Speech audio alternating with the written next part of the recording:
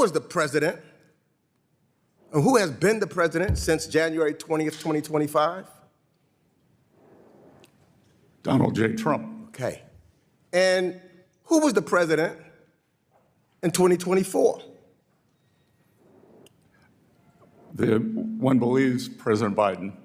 One believes? You one of those non-believers that the election, the American people didn't vote? I am not. You're not? You said one believes? Gregory Meeks didn't question Scott Bessent. He vipped holes straight through the Trump administration's economic storyline. In under 5 minutes, Meeks showed how this supposed trade emergency doesn't really match the facts, but does match a push for more presidential power. Mr. Bessent, let me, I'm just a plain, simple man, the average, everyday American is looking at this hearing today. So can you tell me first, does trade deficits constitute a national emergency? The hollowing out of the U.S. No, just yes or no. Class, yes or no. Yes or no, it's a national emergency, sir. It does. It does.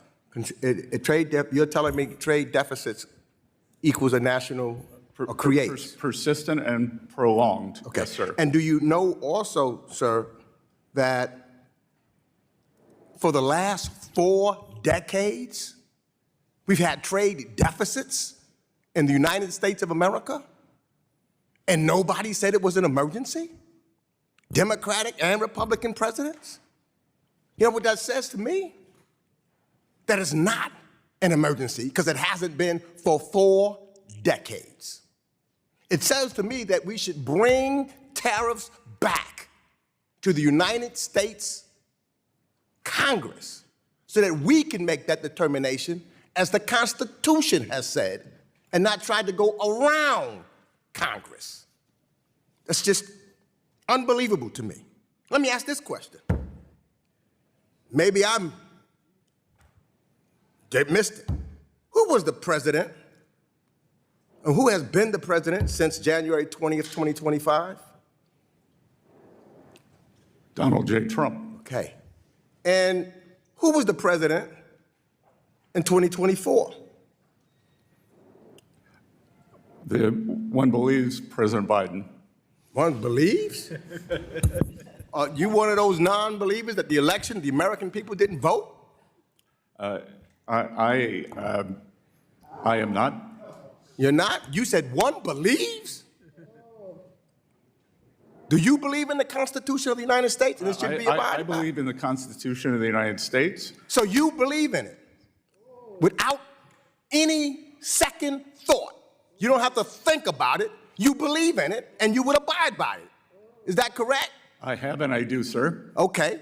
Well, do you know that a president has said he may or may not, he don't know? Let me ask this question. I couldn't believe my ears. Sunday, during NBC's Meet the Press, President Trump credited himself for the strong economy in 2024 when Joe Biden was president, but then he blamed President Biden for a weak economy in 2025 when he was president. Now, I'm not so sure how the American people puts that together.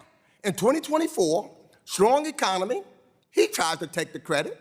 In 2025, when he's the president, he blames Joe Biden.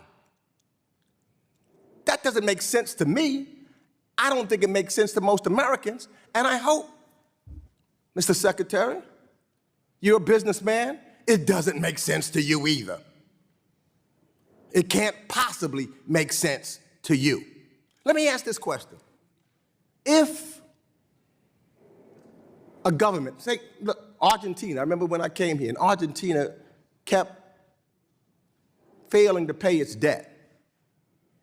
Not once or twice or 3 times. And we were all upset about it, and we said that they needed somebody needed to take over their their government, somebody should help the president of Argentina. If the United States or didn't pay his debt or something like that, we'd be very upset about that if we couldn't pay our debt. I mean, that's one of our focuses. Is that not correct? Sir, the United States will always meet its debt obligations. Always. Well, let me ask you this. Donald Trump,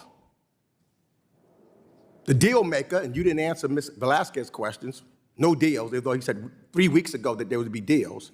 But Donald Trump, not once, not twice, not 3 times, not 4 times, not 5 times, but 6 times failed to pay his debts on his business and went bankrupt. And you're going to call that a good businessman? The gentleman's I wouldn't time invest has in that expired. company.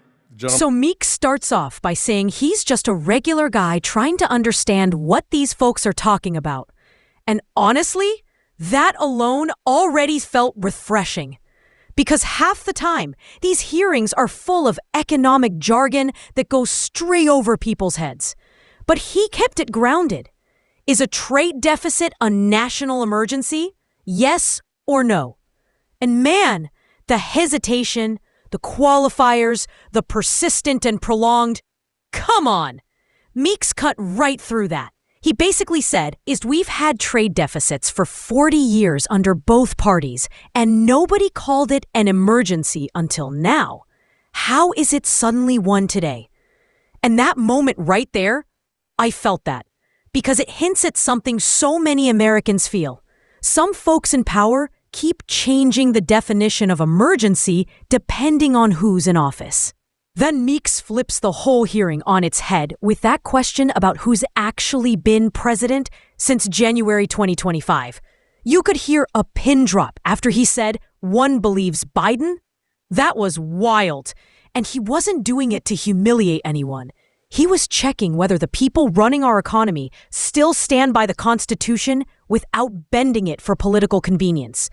And when he asked the secretary if he believes the Constitution without hesitation, you could feel the point he was making.